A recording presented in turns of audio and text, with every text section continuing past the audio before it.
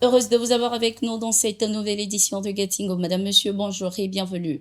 Les 3 Nigériens inculpés par les autorités béninoises pour entrée illégale sur le site de WAPCO Bénin ont été libérés et accueillis chez eux ce 20 juin. Ceci après une condamnation à 18 mois de prison avec sursis par la Cour de répression des infractions économiques et du terrorisme du Bénin. Ces arrestations et libérations suscitent toujours de nombreuses interrogations sur le continent. Pour le professeur Franklin Yamsiwa Cameroun, le président béninois a vu son plan échouer car son premier objectif était de provoquer une intervention armée au Niger. Suivons. On a envoyé le petit talon provoquer le Niger dans l'espoir que le Niger réagisse de façon disproportionnée. Si le Niger avait réagi de façon disproportionnée, alors les puissances occidentales qui sont au Conseil de sécurité des Nations Unies auraient sauté sur le prétexte pour dire que le Niger devenait une menace pour la paix et la sécurité dans la sous-région en vertu de l'article 7 de la Charte des Nations Unies de San Francisco du 26 juin 1945. Et dans ces conditions, les puissances occidentales pouvaient attaquer sauvagement le Niger, comme elles ont attaqué l'Irak, comme elles ont attaqué la Libye, comme elles ont attaqué la Serbie, comme elles ont attaqué l'Afghanistan, comme elles ont attaqué la Somalie, bref, tous les pays auxquels l'impérialisme otanien a déclaré la guerre au motif que ces pays troublaient l'ordre international, ne respectaient pas les droits de l'homme et leur soi-disant démocratie. Le général Abdourahmane Tchiani et ses compagnons du CNSP, comme on dit à Abidjan, ils ont vu dedans. Ils ont vu. Ils ont compris le piège qui était ourdi contre eux.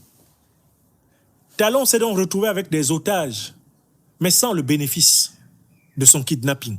Parce que quand tu kidnappes des gens, quand tu arrêtes des innocents, il faut t'assurer que tu vas en profiter. Or, selon le plan qu'ils avaient prévu, dès lors que les innocents nigériens étaient arrêtés, l'armée nigérienne allait s'énerver, traverser la frontière, entrer au Bénin et aller chercher Talon au palais et aller libérer les Nigériens. Mais le président Tchiani est resté serein et imperturbable. Parce qu'il a bien compris que Patrice Talon ne comptait pas sur lui-même, mais il comptait sur ses maîtres impérialistes occidentaux. C'est la première raison.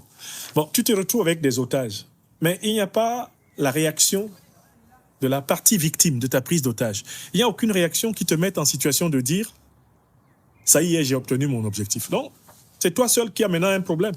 Tu dois libérer les otages quand tu seras fatigué de les garder. Et le problème de Talon s'est compliqué pour une deuxième raison.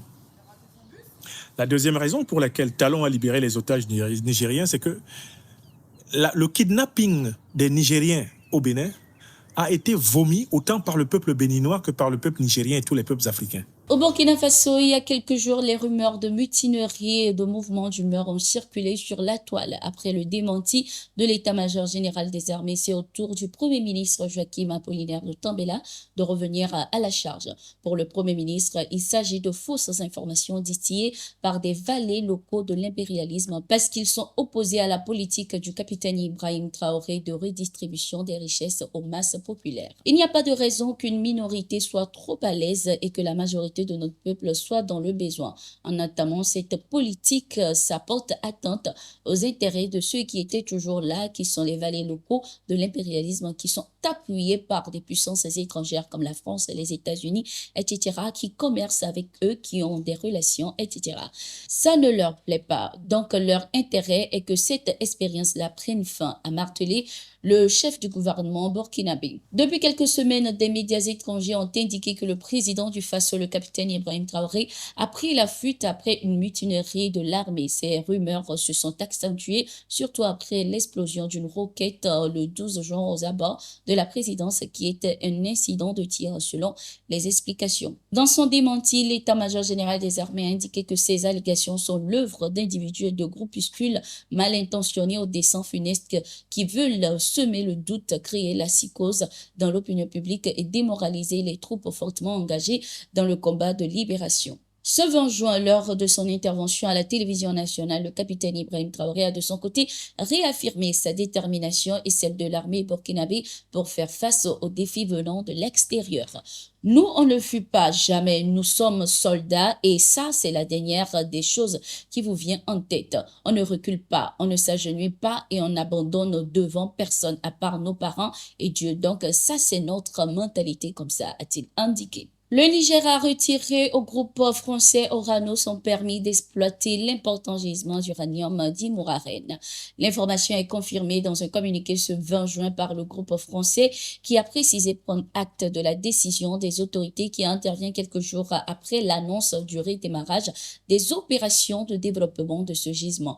Dans une note datée du 11 juin, le ministère des Mines du Niger a rappelé que le permis d'exploitation d'Imouraren serait retiré à Orano et remis au domaine public si les travaux d'exploitation n'avaient pas commencé dans un délai de 3 mois après le 19 mars. Niamey a également fait savoir à l'entreprise française que son projet de développement du gisement d'Imouraren ne répond pas aux attentes des autorités. La mine d'Imouraren est l'un des plus grands gisements d'uranium au monde avec des réserves estimées à 200 000 tonnes. Le Niger fournit d'ailleurs 4,7% de la production mondiale d'uranium naturel. C'était tout pour cette édition. Merci d'être resté avec nous. Nous sommes en continu sur nos différentes plateformes.